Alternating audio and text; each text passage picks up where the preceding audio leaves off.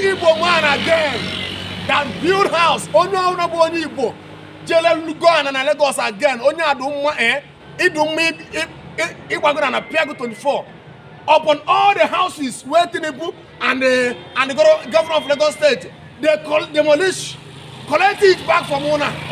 Owner still have mind to buy land. And the evidence is there that this thing they are planning it. Since Tinubu become the president of Nigeria, him and the governor of Lagos State, collecting all the property that Igbos bought in Lagos, and all of you are keeping silent. Why would I keep silent? If you talk, they will arrest you. If you talk, they will arrest you. If you talk, they will try to buy you. Wicked country. If you are an Igbo man and you go and buy land again in Lagos, in fact, it don't make pure. It don't make pure again. What kind of one Nigeria is this? And what is going on in this country called Nigeria?